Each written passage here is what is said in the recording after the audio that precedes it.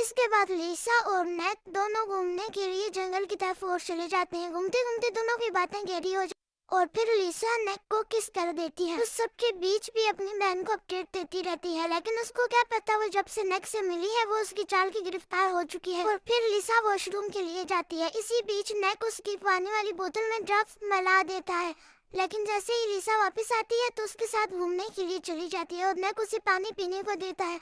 शुरुआत में तो उसको लगता है कि सब ठीक है, लेकिन आहिस्ता आहिस्ता उसको चक्कर आना और उसका सर घूमना स्टार्ट हो जाता है। नेक लिसा को अपने कंधे पे उठा कर ले जाता है। इसी बीच उसका मोबाइल गिर जाता है, जिस पर नेक ध्यान नहीं देता। फिर लिसा को गाड़ी में डालकर वहाँ से चला जाता है। इस बीच उसकी बहन उसका इंतजार कर रही होती है और जब लोकेशन एक ही जगह रुक जाती है तो उसकी बहन को टेंशन होने लगती है और वो उसको ढूंढने के लिए उस लोकेशन की तरफ जाने लगती है और उसे उसका मोबाइल मिल भी जाता है। और फिर वो पुलिस को कॉल करती है। पुलिस 24 घंटे पूरे ना होने की इसके बाद लिसा और नेक दोनों घूमने के लिए जंगल की तरफ और चले जाते हैं। घूमते घूमते दोनों की बातें गहरी हो और फिर लिसा नेक को किस कर देती है। उस सबके बीच भी अपनी बहन को अपडेट देती रहती है, लेकिन उसको क्या पता वो जब से नेक से मिली है वो उसकी चाल की गिरफ्तार हो चुकी है। और फिर लिसा वॉशरूम के लिए जाती है। इसी बीच नेक उसकी पानी वाली बोतल में ड्रग्स मिला देता है, लेकिन जैसे ही लिसा वापस आती है तो उसके साथ घूमने के लिए चली जाती है और नेक उसे पानी पीने को देता है।